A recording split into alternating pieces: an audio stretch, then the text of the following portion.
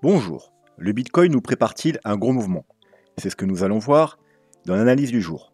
Mais avant de commencer, n'oubliez pas de vous abonner, de mettre un petit pouce bleu et de laisser un petit commentaire. Alors, il ne s'est pas passé grand-chose encore, il n'y a pas de grands changements sur le Bitcoin depuis les jours passés. Donc on ne va pas faire une analyse très poussée aujourd'hui. Mais comme d'habitude, vous savez que j'ai toujours des choses à dire et donc, on va bien trouver de quoi remplir une belle vidéo de 30 minutes. Allez, sans plus attendre, on se dirige tout de suite vers la cryptomap. Donc, plutôt mitigé la cryptomap. D'ailleurs, elle commence à se verdir. Hein. Quelques minutes, quelques heures auparavant, elle était beaucoup plus mitigée que ça, avec beaucoup plus de rouge, tout simplement parce que le Bitcoin, il est en train de faire un petit rebond. Donc, map légèrement plus verte que rouge, du coup, avec ZEC qui fait un joli 15% et Ton, que je connais pas beaucoup, qui nous fait plus 12%. Le perdant d'aujourd'hui, enfin du moins dans le top 100, c'est Ankh avec un moins 11%. Le dollar, quant à lui, il commence, enfin il a un petit ralentissement hein, aujourd'hui, hein, mais rien de spectaculaire. C'est normal, on est dans une zone de rechargement de short. Il y a des gens dans toutes ces zones qui vont prendre des profits, notamment à l'arrivée du haut de la zone de rechargement de short et des 100 dollars psychologiques. Forcément, il y en a, ils vont prendre leur profit un peu en dessous. Bien entendu, il y a déjà des profits qui ont été pris ici, et c'est tout à fait logique, les 0,618, le niveau clé. Moi, j'aurais fait de même hein, si je serais rentré ici. Ici, forcément, je vais prendre des profits. C'est logique, et vous pouvez voir que voilà, les profits, c'est marqué par cette chute qu'on a eu ici, un pile poil qu'on a touché les 0,68 indirectement, grosse prise de profit, ça ne nous a pas empêché de remonter. Donc pas beaucoup de changements sur le dollar. On est dans une potentielle zone de retournement, espérons-le si on veut voir du moins un Bitcoin qui reprenne la hausse. Si par contre on a juste des petites prises de profit, une petite stabilisation et qu'ensuite on casse le haut de la zone de rechargement de short, on casse le niveau psychologique des 100 dollars, ça risque de faire mal pour le Bitcoin. Le S&P, quant à lui, on va aller le regarder. Alors, je vous rappelle quand même que, contrairement à ce que disent beaucoup de gens, on n'a pas de réel, comment dire, je trouve plus le mot, de corrélation entre le Bitcoin et le S&P, du moins pas dans les hausses. Ça arrive régulièrement que le S&P soit en période de hausse et que le Bitcoin, lui, corrige. Par contre, dans les baisses, hein, quand il y a une grosse chute sur les marchés traditionnels, jusqu'à présent, eh bien, on a également une chute sur le Bitcoin. Le Bitcoin, les cryptos suivent. Tout simplement parce que les cryptos, malheureusement, sont encore considérés comme un asset à risque. Et donc, quand les institutionnels, les gros portefeuilles, ils sortent des marchés traditionnels, ils sortent également des cryptos et se réfugient dans le dollar ou dans les matières premières. Voilà pourquoi dans les chutes, le Bitcoin, il suit les marchés traditionnels et que du coup, ça rajoute un poids baissier sur le Bitcoin et les cryptos quand on a une chute sur les marchés traditionnels. Mais par contre, un rebond ou une hausse sur les marchés traditionnels ne nous certifie pas que le Bitcoin va suivre. Voilà.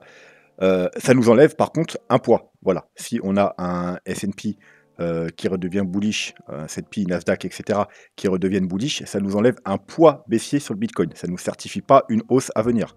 Le S&P pourrait très bien reprendre sa hausse et le Bitcoin aller chercher les 25 000 ou les 20 000 dollars sans problème. Voilà, je tenais juste à rappeler cette petite chose. Donc le S&P, qu'est-ce qu'il nous fait? On est revenu rechercher ma zone, hein, vous voyez, le haut de ma zone target principale pour moi de cette potentielle vague 4. Donc on est revenu retaguer la zone, vous voyez parfaitement, une petite mèche et on a tenu les bougies sur le haut de la zone. On avait fait, vous voyez là, hop, un plus bas, là maintenant on fait un plus haut. Donc c'est plutôt joli, vous voyez, avec une sorte de 3 mouvements. Mais voilà, ce sera bullish uniquement. On commencera vraiment à être bullish uniquement quand on aura cassé, vous voyez, ce niveau-là, qui a fait résistance. On est en daily, hein, donc 1, 2, 3, 4, 5 jours ici. Ensuite, support, support, support. On le casse, résistance. Hop, encore une fois, résistance pendant 1, 2, 3, 4 jours. On repart à la baisse. Voilà, donc ça correspond à peu près au niveau des 42 000 sur le Bitcoin. Voilà, c'est le niveau à casser, donc les 4400 pour voilà, espérer reprendre la hausse sur le S&P ou du moins avoir un joli rebond. Pourquoi pas aller rechercher au minima la zone de rechargement de short qui, alors je vais vérifier que le Fibo n'est pas en log, non c'est bon, voilà, qui se trouve par ici. Voilà, pour aller rechercher au minima cette zone, hop, ça va mettre en orange. Voilà. Et ensuite, bien entendu, si on casse cette zone, il faudra s'attendre à des nouveaux plus hauts. Et voilà, ça pourrait être bénéfique pour le Bitcoin, mais il n'y a pas de certitude. En tout cas, ça nous enlèverait un gros poids baissier. Le Bitcoin. Alors, qu'est-ce qui se passe sur le Bitcoin? Déjà, j'ai changé un peu le graphique. On va reprendre par rapport au petit time frame, et puis après, on verra les changements par rapport au gros time frame. Donc, on va commencer par les petits time frames. Qu'est-ce qui s'est passé depuis hier? Rappelez-vous, hier, on a eu le petit fake out de la cassure des Fibo 0,5. On est reparti à la hausse, on a cassé la trendline, mais c'était également un fake out. Hein. Donc moi j'étais entré en trade, je sais plus où, là-dedans. Bien entendu, une fois qu'on est monté, j'ai mis mon stop à break-even, hein, donc au point d'entrée. Il a été pris parce qu'on a eu, vous voyez, une grosse bougie baissière. Et là, depuis, on a un rebond. Donc, on a recassé la trendline et on l'a recassé. Donc, déjà, vous voyez que, encore une fois, comme je vous dis, fake out, voilà, c'est violent, mais c'est des bons signaux baissiers ou haussiers. Là, pareil. Du coup, on a eu également un fake out par le bas. Alors, on n'est pas revenu chercher le Fibo, vous voyez, 0,786. Donc, moi, c'est le Fibo que j'attendais pour potentiellement entrer en trade. Vous savez que je ne rentre pas en trade que sur une position. J'attends également une structure, confirmation d'indicateur, etc. Vous saviez également que j'attendais, même si j'étais entré hier, j'étais pas 100% confiant sur la bonne marche de la chose, parce que effectivement on avait des divergences 1 heure qui se mettaient en place, même des divergences 2 heures, vous voyez, triple divergence 2 heures, mais on n'avait pas de divergence H4. Vous voyez, hier on a fait le plus bas là, ici, on n'avait pas de divergence H4, et donc je voulais une divergence H4. Et là, on a, vous voyez, ici, sur ce plus bas là, on a une belle divergence H4. D'ailleurs, maintenant, on a peut-être la divergence H4, si je vois bien. Hier, on ne l'avait pas. Rappelez-vous, hier dans la vidéo, on ne l'avait pas encore. Donc maintenant, du coup, on l'a. Je ne sais pas si c'est sur la même chose sur l'Ethereum, on va les vérifier. Non, ouais, sur l'Ethereum, on n'avait pas la divergence H4 et on l'avait toujours pas hier. Donc voilà, et c'était pareil sur Bitcoin, hier on n'avait pas de divergence H4, donc moi j'attendais une divergence H4. Et vous pouvez voir sur l'Ethereum également. Là maintenant on a la divergence H4. Donc en voyant la divergence H4, bien entendu, j'attendais mon niveau d'achat ici. Donc vous voyez en général quand on casse un Fibo, puisque là c'était un fake out et là on repart à la baisse, donc je me suis dit c'est pas un fake out, on va aller rechercher ce Fibo là, donc moi j'attendais ici pour faire mes achats. Bien entendu, je surveille en même temps l'Ethereum, j'aime bien surveiller l'Ethereum au cas où, et lui l'Ethereum a été recherché, le Fibo 0,786. Donc là, vu qu'en plus on avait la div H4 et dans les petits time frames on avait des signaux, donc j'ai hésité à prendre le trade, mais je ne l'ai pas pris, parce que moi je pensais, comme souvent ça arrive en général, quand l'Ethereum va rejoindre une cible alors que le Bitcoin il ne la rejoint pas, en général il se passe quoi? On a un rebond comme ça, et ensuite on a une rechute. Le Bitcoin va chercher du coup au final sa target. L'Ethereum lui il fait quoi? Il fait juste un plus gros rebond, il rechute et en général il fait un double bottom, voire très légèrement en dessous, mais globalement c'est ça, il fait un gros rebond, du coup ensuite il corrige du coup moins loin que le Bitcoin, et voilà, donc c'est à peu près ce que j'attendais, donc c'est pour ça que je ne suis pas rentré en trade ici. Mais vu après comment ça s'est développé, qu'on a recassé la trendline, etc., du coup je me suis dit que il y avait peut-être quelque chose et que j'avais peut-être loupé mon entrée. Et donc, tout simplement, quand c'est comme ça, alors je cours pas après le train, hein, surtout qu'en plus j'étais pas là après, et je suis revenu à peu près dans cette zone-là. Donc en plus on avait déjà cassé la trendline, donc je suis pas rentré tout simplement au milieu de n'importe comment. Comme je vous ai dit, moi en général quand c'est comme ça, j'attends la prochaine opportunité, donc j'attendais qu'on monte. Je m'attendais à ce qu'on ait du rejet vers cette zone, donc vous voyez vers le Fibo d'avant, hein, le niveau important ici. Donc on l'a fait, alors hop, voilà, 30 minutes, on l'a fait, tout simplement ensuite j'ai posé un Fibo, et j'ai surveillé les 0,5, 0,618. Je me suis aperçu qu'en plus, les 0,5, ils étaient cumulés à la trendline, donc ça faisait un pullback sur la trendline. Et du coup, je suis rentré en trade pile ici, et vraiment, je suis rentré au dollar près. Je crois que je l'ai partagé sur Twitter. Hop, vous voyez. Alors, c'est sur FTX, donc j'ai pas de, je suis obligé de screen avec mon téléphone. Vous voyez, là, les pointillés verts, c'est mon entrée. Et vous voyez, je suis rentré, mais vraiment pile poil sur le bottom de cette mini, comment dire, cette mini correction. Je suis rentré au dollar près et j'ai enchaîné avec un trade sur l'Ethereum, du coup. Et sur l'Ethereum, c'est pareil, je suis rentré à peu près dans la même mesure sur ces petits niveaux, ici, sur la mèche. À 2-3 dollars au-dessus, tout simplement parce que le temps que je prenne le trade sur le Bitcoin, l'Ethereum, il avait déjà pris 2-3 dollars, mais grosso modo, c'est pareil, hein, j'ai une bonne position sur l'Ethereum. Hop là, voilà, ici, je suis rentré à 2486. Et là, actuellement, on est à 2620, donc voilà, là, c'était à 2580, là, je dois être à plus 45 ou 50%, probablement. Donc, du coup, j'ai un peu plus confiance en ce trade, tout simplement parce que j'ai ma divergence H4. D'ailleurs, n'hésitez pas à me suivre sur Twitter. Hein. J'ai ma divergence H4. J'ai plutôt... Alors, on va s'enlever, on va nettoyer un peu. Hein. J'ai maintenant plus ou moins une validation de la cassure de cette trendline. Hier, on a fait... C'est pour ça que je vous dis toujours, le plus prudent, c'est d'attendre une validation. Et quand je vous dis les validations, c'est-à-dire une bougie et une bougie de confirmation. Là, la bougie, elle n'a rien confirmé du tout. Au contraire, ça a confirmé un fake out. Là, c'est pareil. On a clôturé légèrement au-dessus sur cette bougie. Cette bougie-là, elle valide. Voilà. Donc, on a eu la bougie de confirmation. On a recassé, vous voyez, le Fibo 0,618. On a plusieurs bougies au-dessus de la trendline. On a plusieurs bougies au-dessus de ce niveau-là. Donc, théoriquement... on devrait, sans trop de soucis, continuer à monter un peu. Maintenant, il faudra bien évidemment recasser, vous voyez, ce niveau qui fait quand même résistance. Ici, on a plein de bougies de rejet. Ici, ici. Donc voilà, il faudra casser ce petit niveau-là. Grosso modo, hop. Voilà, le niveau d'ailleurs qu'on est en train de tester actuellement. Et là, vous voyez, on confirmera peut-être une sorte de... Alors, c'est pas vraiment un W, c'est pas non plus... Peut-être on pourrait voir une épaule, tête-épaule. Bah, quoi qu'il en soit, vous voyez, il faut casser ce niveau pour espérer continuer la hausse et aller au moins rechercher, eh ben, pourquoi pas déjà. Alors, on va s'enlever le Fibo maintenant. Hop, un retest de la trendline baissière. Donc, c'est la trendline weekly, je vous rappelle. Hop, on va dézoomer la grosse trendline weekly. C'est-à-dire elle qu'il faut passer en weekly pour espérer continuer vraiment la hausse. Hein. Vous voyez, on n'a jamais réussi à clôturer au-dessus en weekly.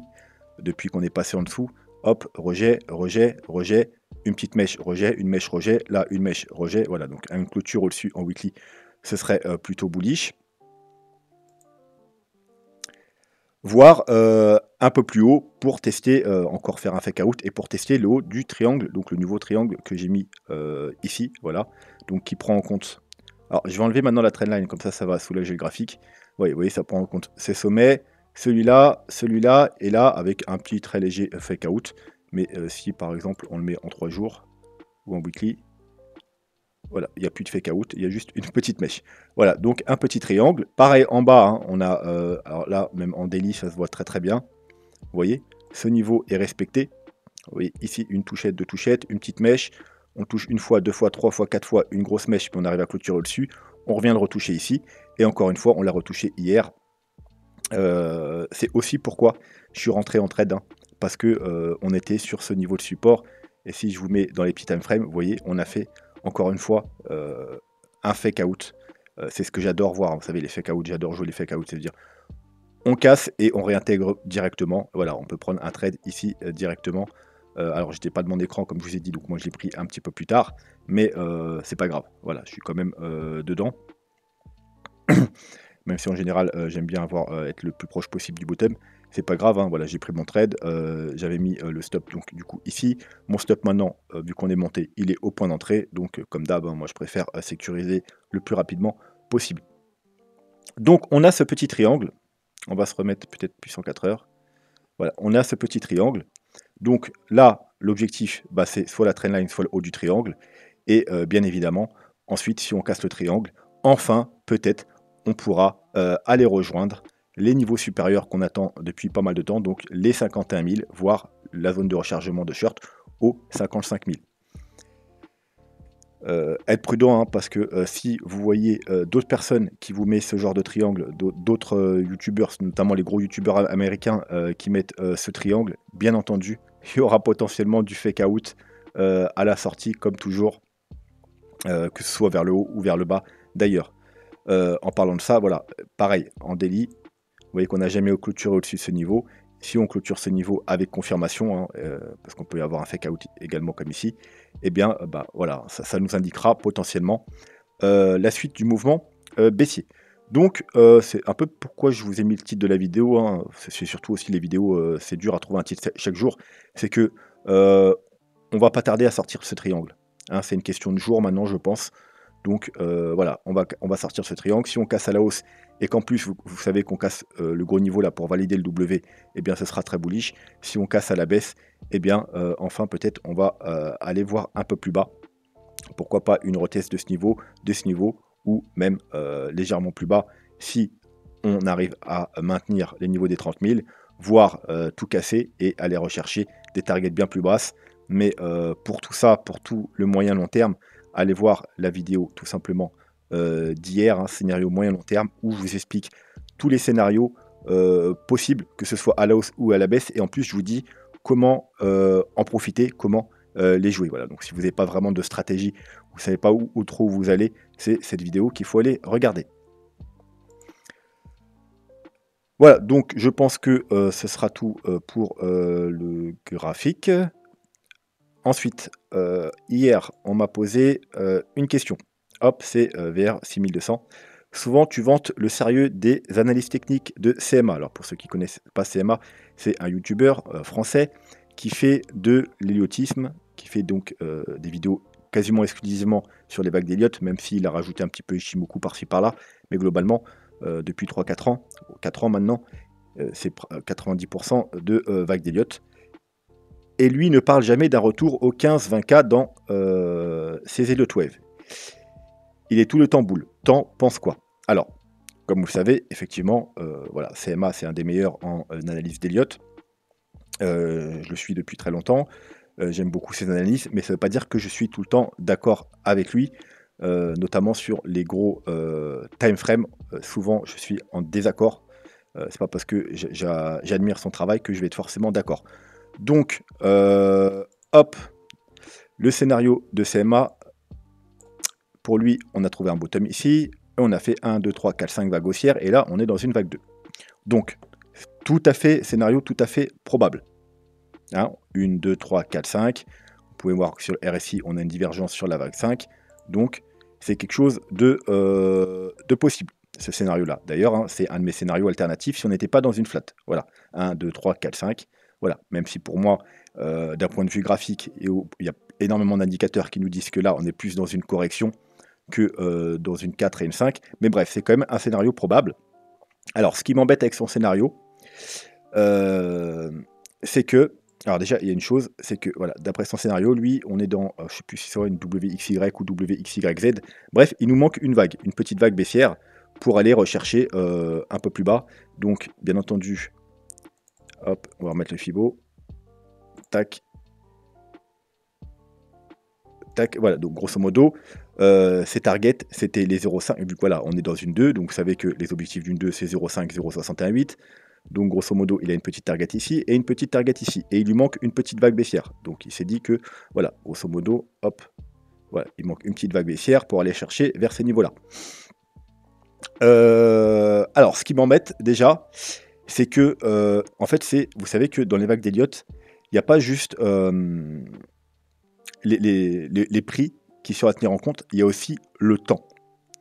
Et une correction doit coordonner, je ne sais pas si je peux dire ça comme ça, en temps avec la hausse.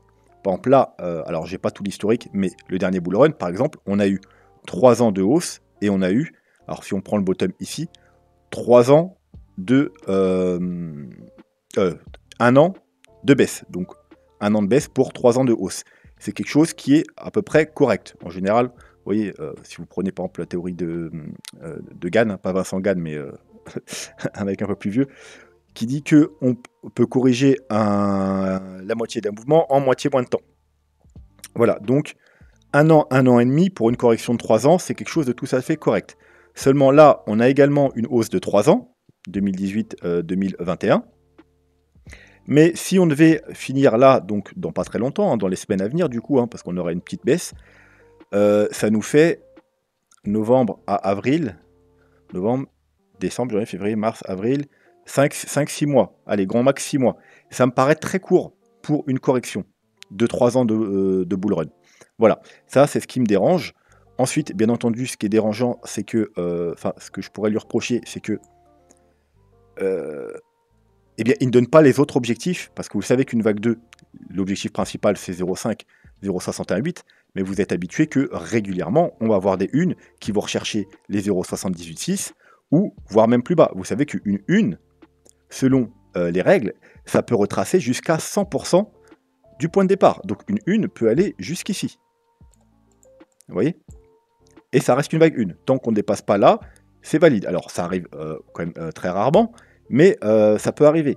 Donc il est vrai qu'il y a environ 70% de chances qu'une une finisse dans cette zone, mais du coup ça veut dire qu'il reste quand même 30% de chances que ça finisse plus bas. Et on ne peut pas écarter 30% de chance. Donc voilà, donc effectivement, lui dans son plan, il ne prévoit pas qu'on aille plus bas. Et voilà, c'est tout ce que je pourrais lui reprocher dans son analyse parce que techniquement, c'est bon. Mais voilà, c'est vrai qu'il aurait dû préciser que la vague 1 peut tout à fait aller rechercher les 0,786, voire, parce qu'en gros, c'est ça, en dessous des 85,4, il doit rester à peine 5%. En dessous des 78,6, déjà, il reste que, je crois, 15%. Donc voilà, on va rarement plus bas, mais on pourrait aller chercher les 78,6. D'ailleurs, c'est une target que je vous ai donnée dans la vidéo hier, vers les 17 000 $, voire même les 0,854. Et regardez où se trouvent les 0,854, très proche de la target des 14 000 $. Vous savez, l'ultime target. Encore une fois, allez voir la vidéo d'hier. Donc, on pourrait très bien aussi aller ici. Et malheureusement, c'est vrai qu'il ne le précise pas dans ses vidéos.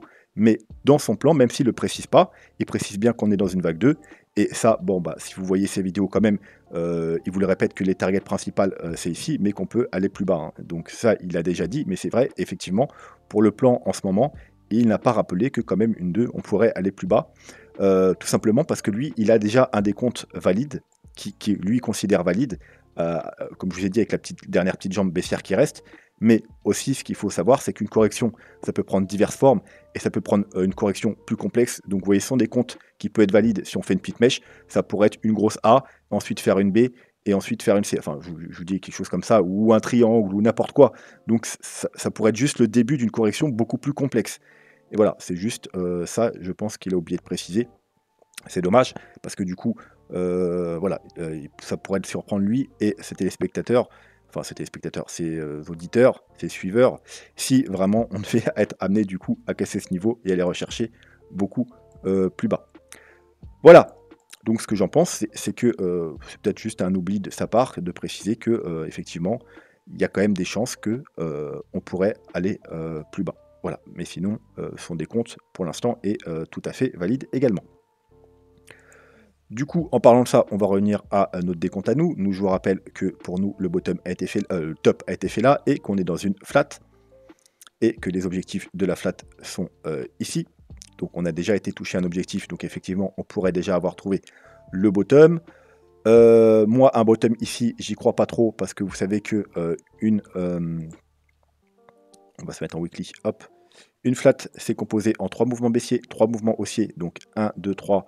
1, 2, 3 et 5 mouvements baissiers pour terminer la dernière vague, et que on doit retrouver en général une divergence sur tout simplement, alors on va se mettre en 3 jours pour y voir un peu mieux, on doit trouver une divergence sur la vague 5. Donc si on a trouvé le bottom ici, 1, 2,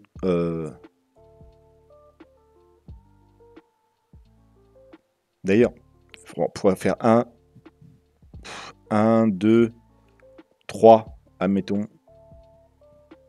4, 5. Bon, bah vous voyez qu'on n'a pas de divergence et c'est pas très propre. Donc c'est pour ça que le bottom ici, j'y crois pas trop. Donc moi, pour moi, c'est soit on a fait le bottom ici. Alors vous allez me dire, on n'a pas fait de plus bas, mais je vous ai déjà expliqué qu'une dernière vague, ça peut être tronqué, donc supérieur à ici. Et si on va sur notamment pas mal d'alcool, comme on a vu la semaine dernière, on a fait des plus bas. Vous voyez, sur le Bitcoin, on n'a pas fait le plus bas. Donc sur d'autres altcoins, c'est très propre. On a bien fait 5 vagues baissières avec un plus bas et en plus avec une divergence sur la vague 5. Donc là, du coup, effectivement, on peut dire qu'il y a une divergence, mais ce n'est pas une divergence puisqu'on n'a pas fait de plus bas. Mais voilà, on a quand même 1, 2, 3 du coup sur le RSI. 1, 2, 3, 4, 5. Donc pour moi, soit on a déjà trouvé le bottom ici, et là, on repart à la hausse avec une vague 1, une vague 2. Voilà, hein, on aura, bien sûr, là, pour valider ce scénario, si on casse ici, on aura de fortes convictions qu'effectivement, on a trouvé le bottom ici. Mais sinon, on pourrait tout simplement être toujours dans une vague 4, hein, 1, 2, 3. Là, on est dans une 4, et ensuite, on aura une vague 5 en divergence pour aller rechercher ces targets-là. Et bien entendu, il y a un scénario encore plus bearish, c'est que là, on a tout simplement fait une grande vague. Là, on est en train de faire une vague 2, et ensuite, on aura 3, 4, 5. Mais celui-là, j'y crois pas trop. Pourquoi?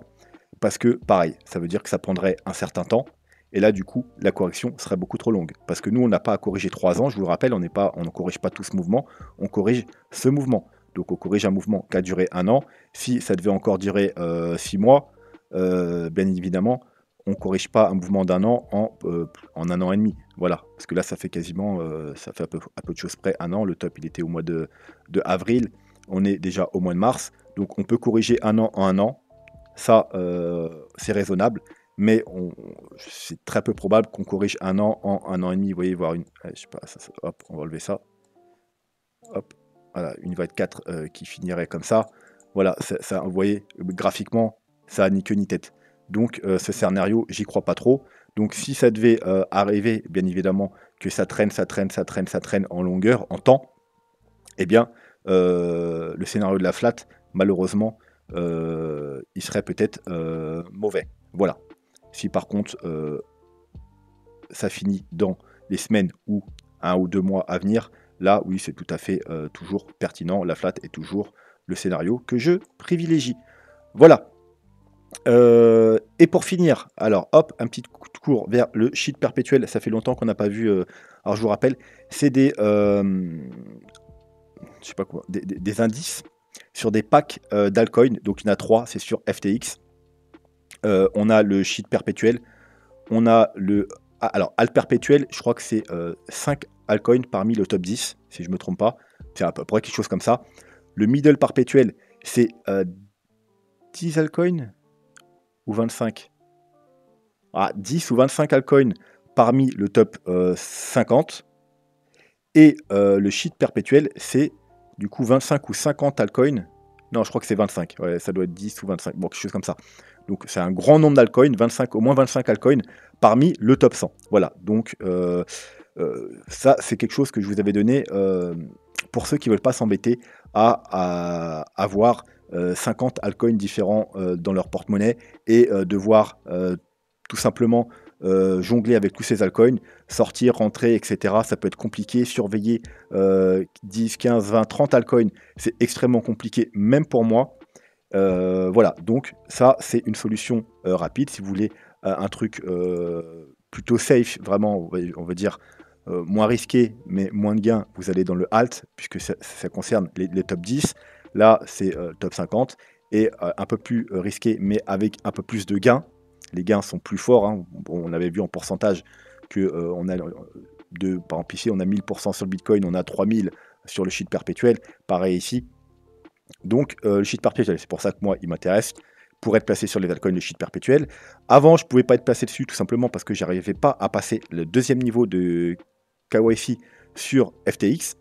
Parce qu'il y a 2 niveaux. Il y a le premier niveau, ça vous permet de trader le spot, et le deuxième niveau, les futurs. Et il ne voulait pas, parce que c'est un contrat futur, bien évidemment, il ne voulait pas. J'avais essayé plusieurs fois, il me refusait à chaque fois. Là, enfin, hier, j'ai réussi à passer le niveau 2 du KYC, donc je vais pouvoir mettre en place également, c'est-à-dire je vais revendre, alors là j'en ai plus beaucoup d'altcoins du coup, vu que j'en ai revendu pas mal vers là, mais voilà, à partir de maintenant je vais pouvoir mettre une stratégie, je pense que quasiment tous mes altcoins passeront, mes altcoins qui me restent et les futurs passeront dans cette stratégie, plutôt que de devoir acheter 20 altcoins ou 30 ou 50 pour trouver la pépite. Tout simplement, je me positionnerai sur le shitcoin perpétuel. Bien évidemment, quand je dis altcoin, je ne parle pas des Ethereum, que ça, voilà, c'est pas, je les mets pas dans l'eau des altcoins, ni le BNB, vous savez, ces deux-là, voilà, je les garderai, enfin, je les joue tout le temps, je les garde sur le long terme. J'aurais peut-être aussi un ou deux altcoins à côté, comme le Solana ou autre, mais globalement, voilà, 90% de mes altcoins, ils vont passer dans maintenant le shit perpétuel. C'est pour ça que je voulais y jeter un coup d'œil aujourd'hui. Après, si vous voulez qu'on fasse des analyses du middle ou du alt, n'hésitez pas, je les ferai également. Donc, qu'est-ce qu'on a? On a une trendline long terme, vous voyez, qui dure depuis mars 2020. Alors, c'est une trendline à regarder en weekly, hein, bien évidemment. Voilà. Donc, on est venu ici, on est venu, d'ailleurs, vous voyez, à plusieurs reprises, hein, sur plusieurs semaines, on l'a maintenu. Pareil ici, plusieurs semaines, on a fait un petit pullback ici. Et là, voilà, récemment, on a fait deux pullbacks. Là, un fake out. Et là, on est tout simplement parfaitement également sur le support. Donc, théoriquement, pourquoi pas zone pour tenter des achats. Bien que, voilà, moi, je ne m'y risquerais pas. J'attendrai plutôt des confirmations haussières. On a une trendline baissière qui, elle, se regarde plutôt en 3 jours. Vous voyez, on a tapé là, là, là, très léger fake out. On est revenu toucher là, on est revenu toucher là, encore avec la mèche, on est revenu toucher là, encore une fois, encore une fois. Donc ça nous donne, un peu comme sur le Bitcoin, une sorte de triangle. Et vous voyez qu'on est bientôt à l'apex, hein, à quelques jours près. Donc là, on va devoir trouver une sortie, soit haussière, soit baissière, bien évidemment. Donc voilà pourquoi aussi, je vous ai dit la vidéo, on va peut-être s'attendre à un gros mouvement, que ce soit haussier ou baissier. On a, comme sur le Bitcoin, un niveau important, vous voyez ici, la grosse ligne blanche. Vous voyez, support, résistance, support, support, support, support, support, support, résistance. C'est à peu près, on va dire, je ne sais pas si ça peut correspondre aux 42 000 sur le Bitcoin. Peut-être que c'est plus ce niveau-là, les 42 000. Mais voilà, ça nous ferait un énorme W weekly. Hop, si vous ne le voyez pas. Hop, hop, hop, hop. Et si on casse, poum, sûrement ça. Bien entendu, il faudra faire attention comme d'hab au fake out. Mais également, à plus court terme, on a un petit W. Alors, on va dire c'est un W daily. Ici, vous voyez. Tac, tac, tac, tac. Donc là, ça pourrait être déjà le premier signal haussier. Voilà, surtout qu'il va être plus ou moins cumulé à la trendline. Alors, vous voyez, le shitcoin, en même temps, ça peut vous permettre d'avoir une bonne vue sur les 100 premiers, vu que c'est 25 ou 50 altcoins parmi les 100 premiers, ça vous donne une bonne vue quand même sur l'ensemble des altcoins. Vous voyez, vous n'avez pas besoin d'aller analyser chaque altcoin, ça vous donne une bonne vision du marché. Donc, vous voyez, petit W, donc la cassure de la trendline ici, plus du W, eh bien, ce sera déjà le premier gros signal haussier. Donc moi, je pense que, du coup, je rentrerai à ces niveaux-là. Ensuite, je rentrerai.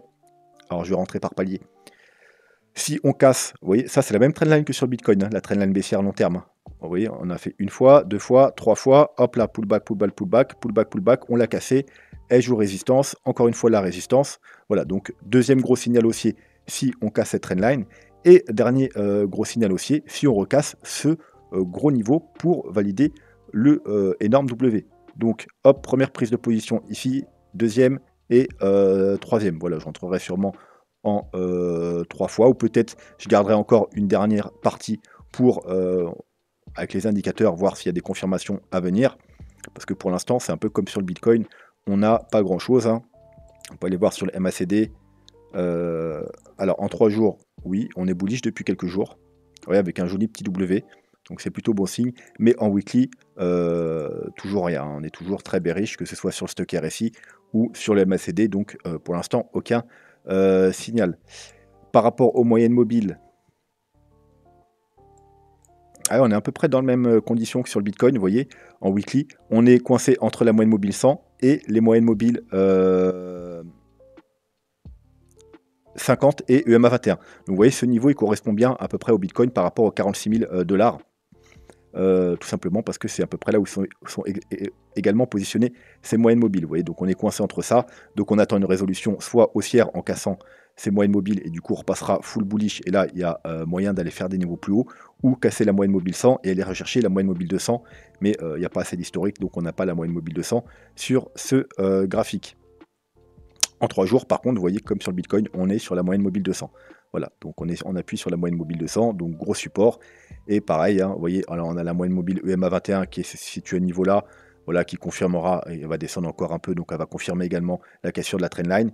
Et on a la moyenne mobile 100 au niveau de notre niveau ici, et proche la moyenne mobile 50. En ce qui concerne Ishimoku, alors en weekly, à mon avis, il n'y a pas assez d'historique pour avoir un truc propre.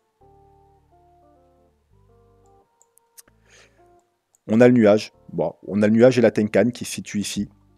Alors un peu en dessous de notre niveau, alors on va se mettre le graphique. Ah bah il se situe sur la trendline, donc voilà une cassure de la trendline. C'est pareil, on pénétrerait dans le nuage, objectif le haut du nuage, et ensuite on a la Kijun beaucoup plus haut, qui pourrait d'ailleurs par exemple être, comme je vous ai dit, le petit point d'entrée que je garde final, le quatrième si j'en fais 4, l'ultime confirmation, hein, qu'on repasserait bullish en weekly. Mais comme je vous dis, il n'y a pas énormément d'historique, donc c'est pas très propre. On peut peut-être aller voir en 3 jours sans lever le graphique pour y voir plus clair. Je préfère le 3 jours, voilà, vous voyez la Kijun nous confirme ce niveau tout simplement, hein. Vous voyez, elle est juste au-dessus du niveau, donc voilà, ça confirmera également, si on casse ce niveau, qu'on revient bullish et qu'on ira potentiellement faire des nouveaux plus hauts. Voilà, on va pas passer beaucoup plus de temps aujourd'hui à analyser ceci, on peut juste jeter un super trend pour un coup de super trend pour finir. Hop. Alors, à weekly, c'est beaucoup trop haut, en daily, est-ce que c'est pertinent? Il est plutôt pertinent. Il est plutôt pertinent. Mis à part le petit fake out qu'on a eu ici, hein, parce que vraiment on a eu une grosse hausse ici et directement recomblé. Donc voilà, fake out. Mais sinon, il est plutôt pertinent et le niveau se situe ici. Alors d'un point de vue graphique, voilà, il se situe parfaitement. Vous voyez encore une fois, il est aligné à la trendline, hein. Donc ça confirmerait que voilà, on revient bullish si on clôture ici au-dessus de cette trendline en daily. Donc voilà, je maintiens que je tenterai probablement un achat ici, rajouter ici, pourquoi pas un dernier palier quand on passera la Kijun Weekly. Je me tâte d'ailleurs même à acheter ici le premier palier en plus agressif ici, parce qu'on est quand même sur un bon niveau de support. Mais voilà, vu que c'est quelque chose de très volatile et que peut-être même je vais jouer le foufou, et vu qu'on peut prendre du levier, prendre un levier 2. Alors je vous rappelle, c'est l'investissement là que je vous parle. Bon, investissement, ouais, c'est plus là, c'est plus une optique d'investissement. Donc, un investissement en levier 2, c'est assez risqué. Donc, je pense que je vais plutôt attendre des confirmations haussières. Pourquoi en levier 2? Bah, tout simplement parce que comme ça me donnera ma crypto pépite. Voilà, plutôt que de chercher une crypto pépite qui va prendre 100, 300, 500% avec là le perpétuel en x2. Eh bien, c'est une seule crypto à gérer. Je fais un x2 et j'ai ma pépite parce que forcément, là, le perpétuel de base, déjà, il prend beaucoup de valeur. Et en x2, il prendra encore 2 fois plus de valeur. Par contre, ça, je ne vous le conseille pas à vous de prendre du levier sur de l'investissement. Alors, je dis de l'investissement parce que ça va être quand même assez long terme, hein. Je vise bien entendu une nouvelle hausse, vague haussière, donc sur plusieurs mois. Donc ça se rapproche quand même plus de l'investissement. On va dire c'est de l'investissement trading. Je vous déconseille de prendre du levier, hein. Vous, si vous allez sur STX jouer le sheet, l'alt ou le middle perpétuel, restez en levier 1, ça correspondra comme si vous aviez acheté sur le spot. Voilà, donc n'hésitez pas si vous avez des questions, si vous voulez m'exprimer, peu importe ce que vous voulez m'exprimer dans les commentaires, si vous voulez me demander d'analyser un altcoin de votre choix, et bien entendu, pour me soutenir, n'oubliez pas un petit commentaire, un pouce bleu, et bien sûr, si ce n'est pas déjà fait, abonnez-vous. Sur ce, je vous souhaite une très bonne soirée, et je vous dis à demain. Tchuss!